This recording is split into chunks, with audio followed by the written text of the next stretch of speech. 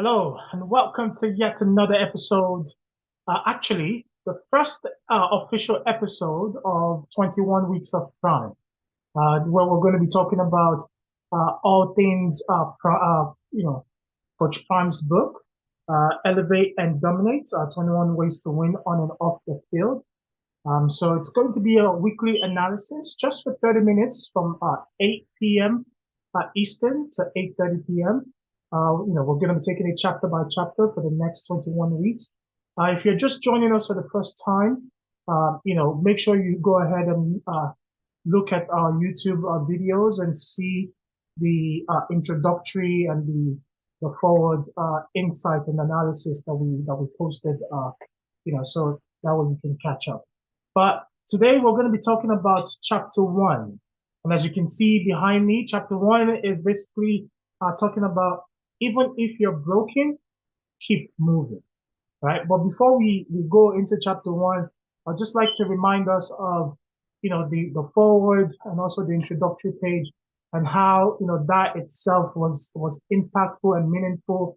And, some of the insights that we're able to garnish from, John C. Maxwell, who was the one that wrote the forward and, the shared experiences and stuff like that.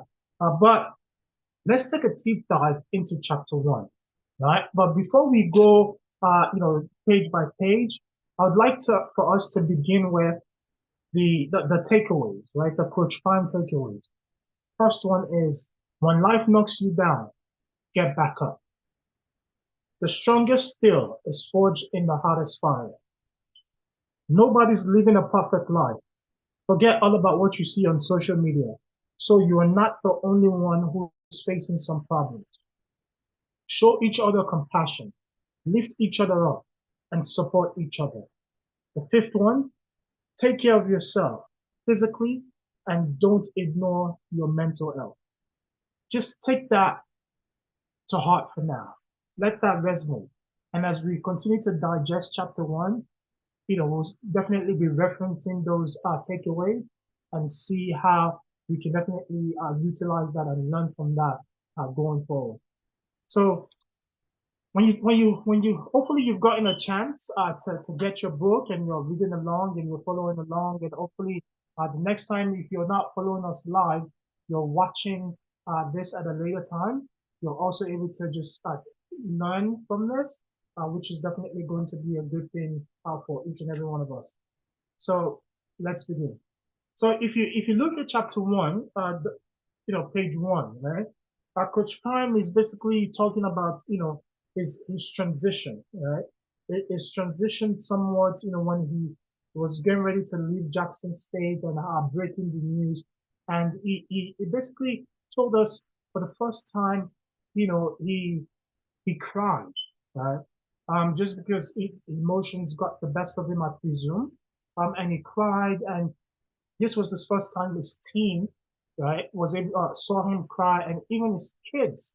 That in itself is a humbling feeling, right? So it's to tell us that regardless of whatever is happening, there might be times where you feel broken, and expressing one's emotion is certainly okay, right? And so crying is okay, crying is normal, right? It's all about just picking up the pieces and keep moving on, right? And then you later dived into some of the hard times and the challenges that you had in the hospital. Having had like 9 surgeries and stuff like that. So, it was an introduction into when Coach Prime. I don't want to say a spirit, right? Just certain things, physically or in different areas, where just seems like it's not 100%. Let's put it that way, right? And to him, that might feel like he's broken to a certain extent, but knowing him, he's an individual that certainly has faith and can keep pushing, right? So when we flip the book over and we're looking at the second page, right? He started to talk about wanting to make it out of surgery alive, right? Like there was nothing else that was important other than his life, right? And just that was the most important thing, right? and so just hold on to that, right? So if there's anything else, that definitely stood out in this page, is just his opportunity to also just like reflect and just like go back to God, right? And understanding that, God strengthens, his servants with, adversity and stuff like that. So that in itself, that is somewhat like a point of reflection and a point of motivation that can help in an individual continue to move on, having that faith and being grounded in the fact that, hey, there's always a light at the end of the tunnel. So that's certainly um, what stood out to me. And the other thing that, that stood out to me was, you know, after begging God, it was like, yo, God, like, just don't take my life, right? They can take my foot, they can take my leg, they can amputate me, they can, as long as you grant me my life, I believe that I can still be an effective individual and contributor to society. That alone is like a lot of conviction, right? And it sort of resonates to what he always says is like, I believe, right? I believe, right? So it's like regardless of whatever they take or you allow God allows them to take, he believes that he can still what? Dominate, right? And even in the hospital bed as his healing, right? He still has plans to dominate, right? Dominate in everything that he's going to be able to execute on. And he said something that it's always like a point of reflection. And for me, it's like that the enemy is trying to disrupt my mobility, right? He's mistaking it for my ability. He thinks if he stops my mobility, it can stop my ability. That's not true, right? Mobility and ability are definitely two different things. And I liked that there. So, that was something that's like, yo, no matter what roadblock anyone puts in front of you, your ability, which can be intrinsic, right? It's within you, the ability to execute on something, right? No one can take that away from you. To me, that's very strong and it's certainly telling. It's like regardless of whatever it is going on and the roadblocks, you have the ability to navigate it and execute and come out better for it at the end of the day. So that's something that definitely resonate with me in that regard. So when you also then flip, right, the page over, if there's something also that resonate with me when you read that entire page, it's just basically saying like by the end of the day, it's like don't quit, right? Regardless, right? He talked about a lot of different things and stuff like that. But at the end of the day, it's like do not quit, right? Things might be getting challenging day after day after day, and you might have different ideas or you might have different roadblocks. But as long as you don't quit and you persevere, that holds a lot of weight.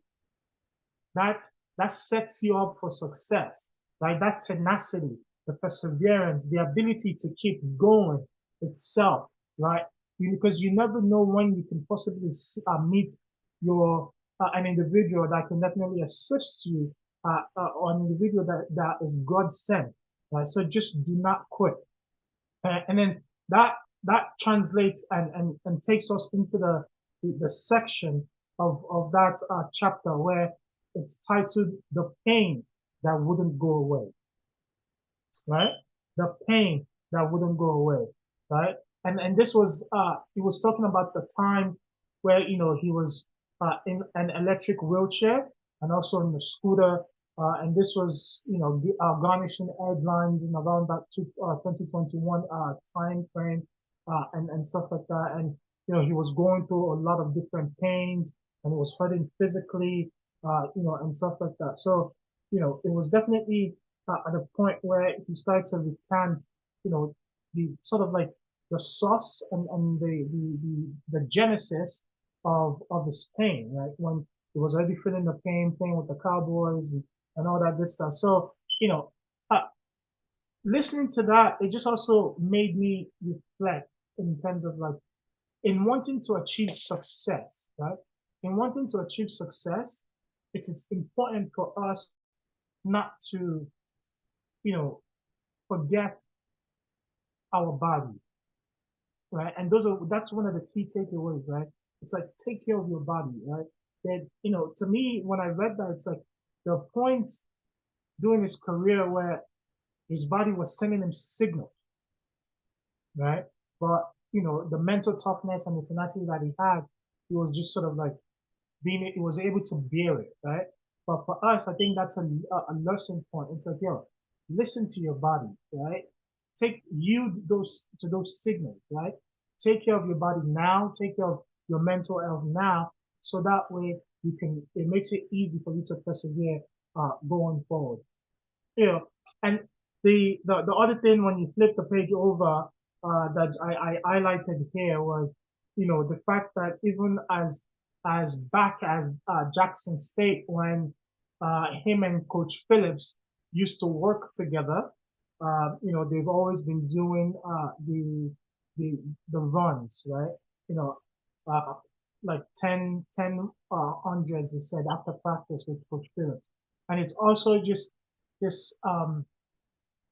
fascinating and also just it puts a smile on my face when I sort of if you watch the well of videos now and in recent videos now that Coach Phillips has joined Coach Prime in Colorado, they've started to do those type of runs. But I don't think it's like 100 yards at this time, but just seeing them get back to that, after enduring this pain that wouldn't go away at that time is certainly a joyous moment, to be able to see. But when you look at that, he was recanting also when, just him having like like an hammer toe and his toe was like jet black and there was barely like no blood flow in there and all that this stuff. And if we look at what this book is about, and when Coach Prime said, you know, I want to be, your mentor, and I want to be your coach. And if you reference our initial video where I talked about, for me, I don't call them mentors, I call them board of directors, right?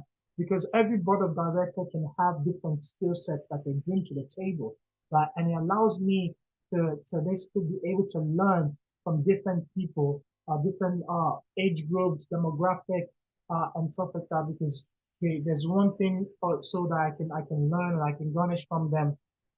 And when I take that concept and I look over here and I'm talking about Lauren, right?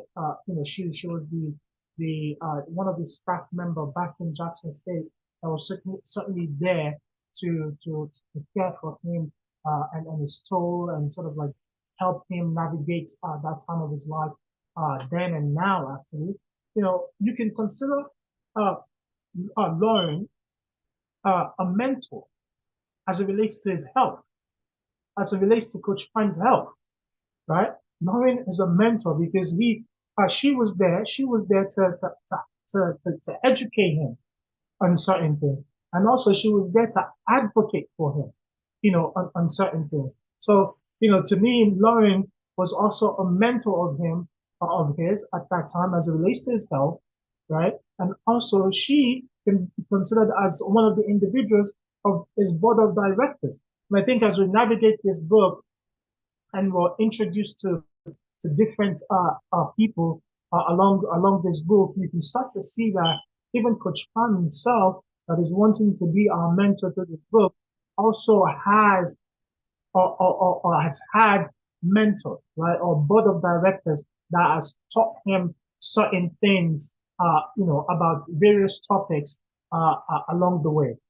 So, when looking at this book and going forward, um, we always talk about the importance of just never giving up, no matter how bad it gets. And there was fear of him having his foot amputated and all that good stuff. And he sort of got to a point where he was ready to just to let that happen, right? And later on, things change, right?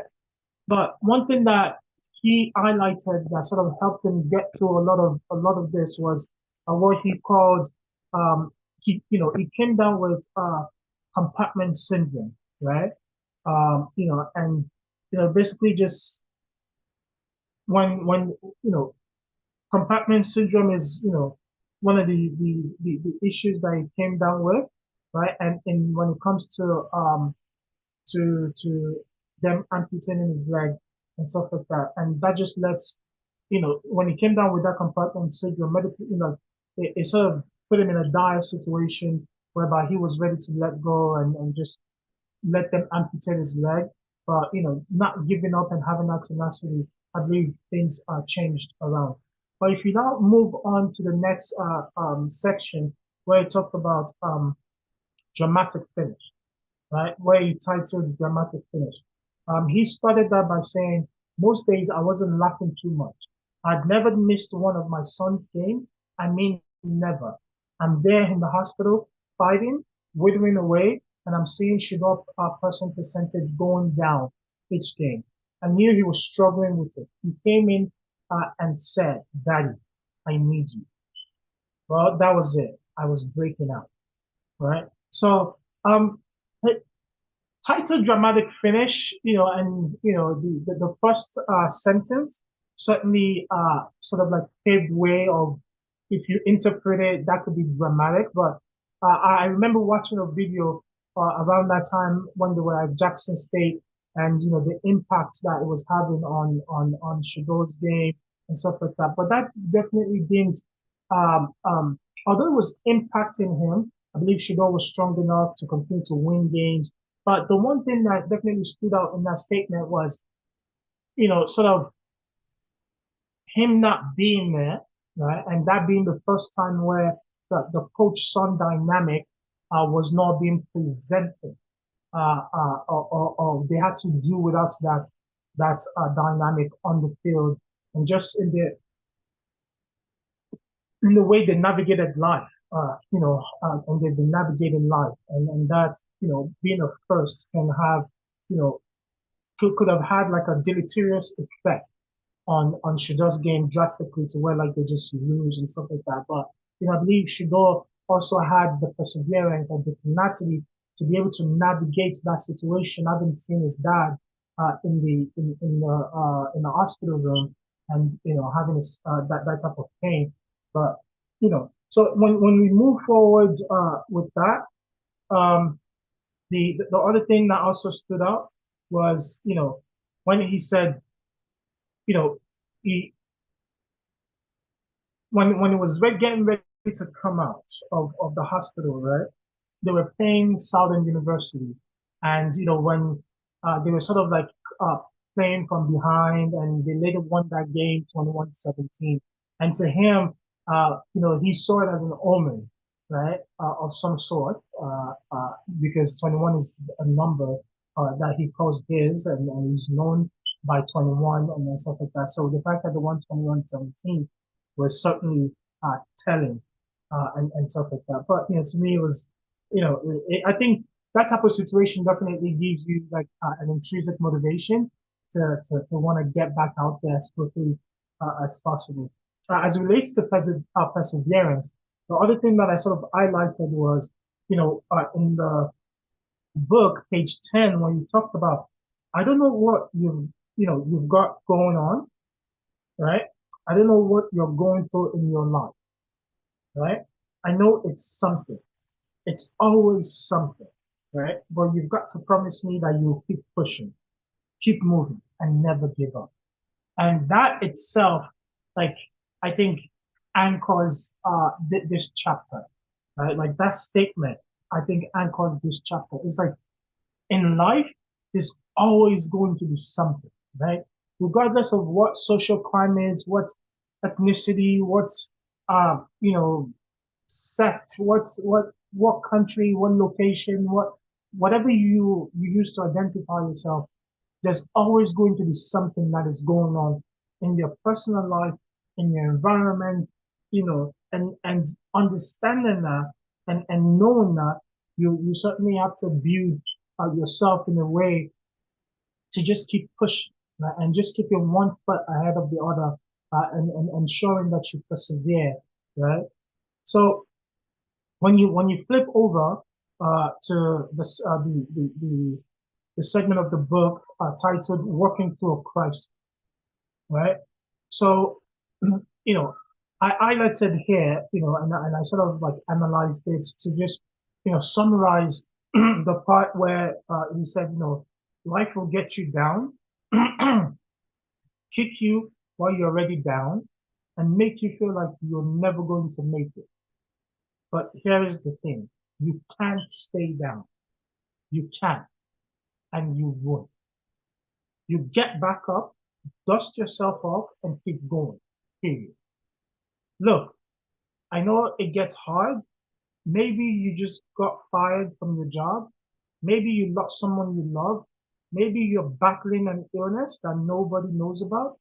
Maybe your dreams have been shattered into a million pieces, right?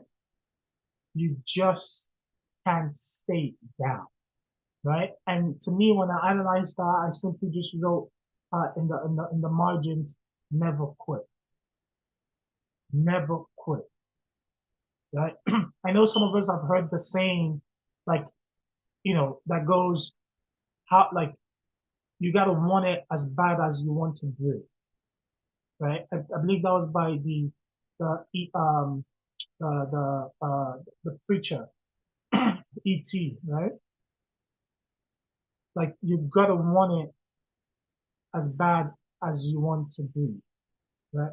And in some cases, it's easier said than done, but just having that mindset certainly forges you and helps you get better. And in line with forging, in that page 11, or the other thing that I sort of highlighted was, he said, some people say that the strongest steel is forged in the hottest fire, right?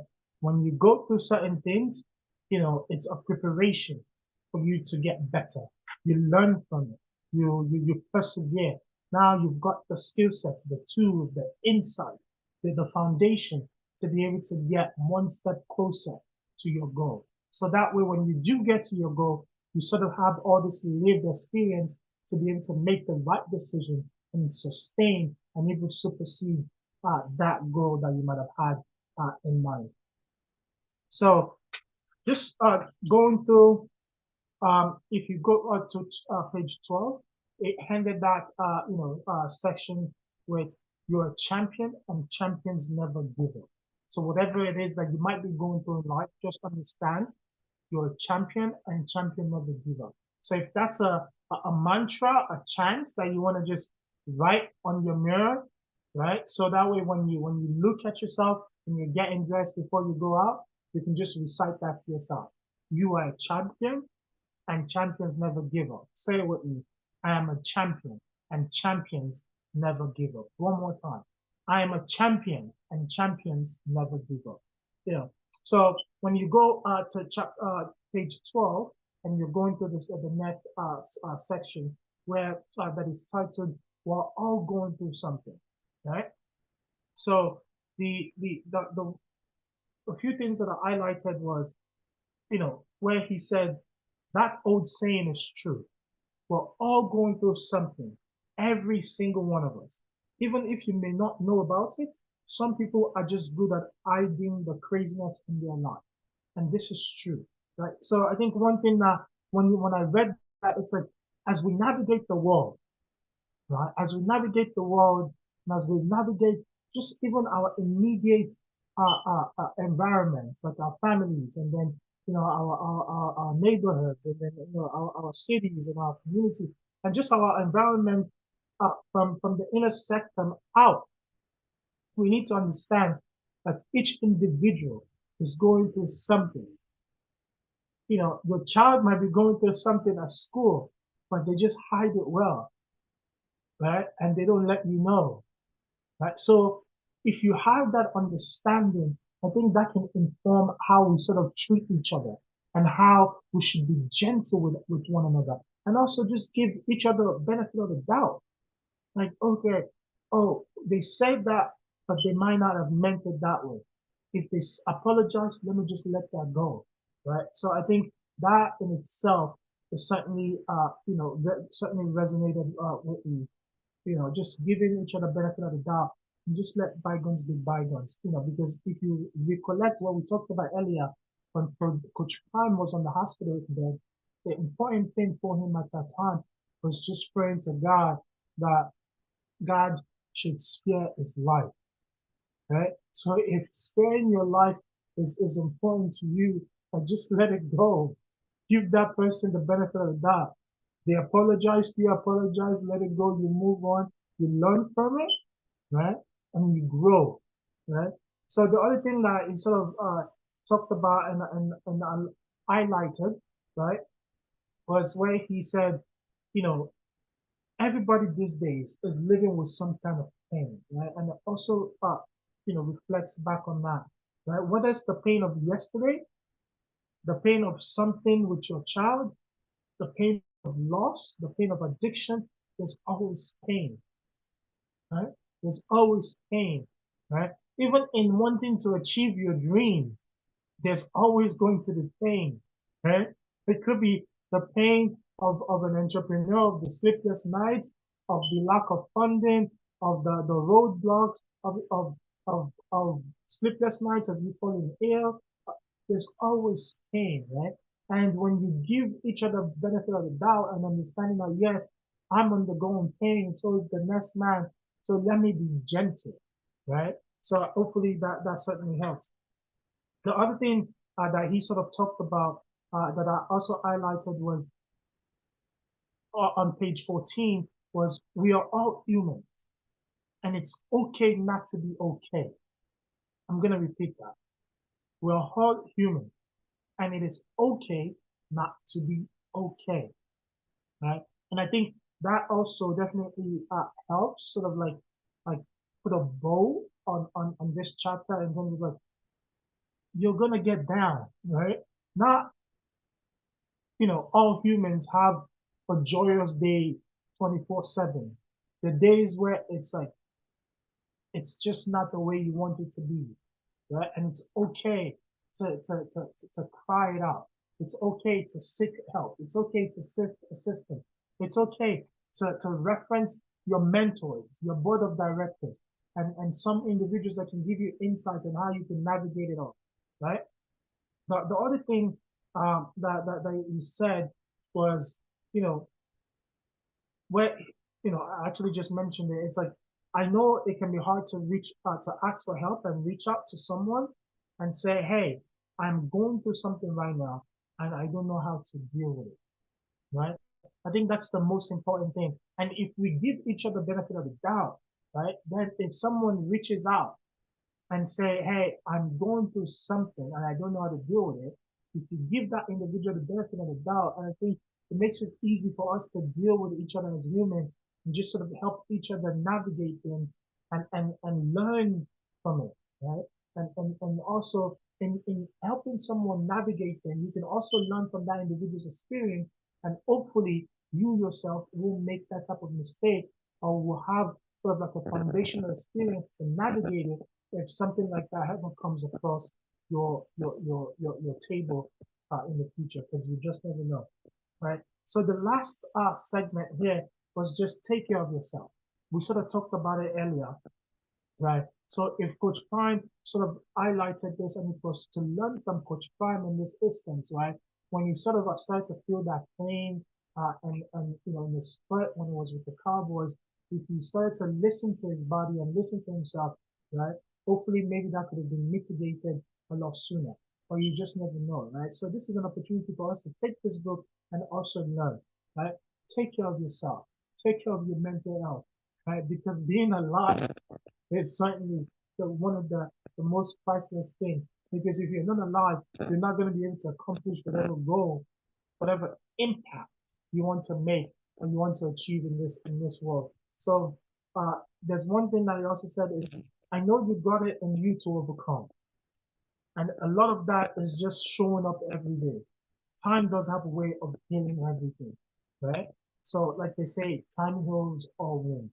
But we definitely it's so just in summary, just you know let's take it back to the takeaway. Remember, we talked about it, right? When life knocks you down, get back up. The strongest steel is forged in a hot fire. Nobody is living a perfect life, right? Regardless of what social media tells you. And also show each other compassion, lift each other up, and support each other. And also take care of yourself physically and don't ignore your mental health, right? As I promised, it's just 30 minutes of your time every week on Friday at 8 p.m. Eastern. We'll have a weekly conversation and also just an analysis about Coach Fran's book. And also, before I forget, this book is now a New York Times bestseller. So congratulations to Coach Fran and his entire team. So join us next week as we discuss chapter 2. Until then, so long. And remember, help each other out.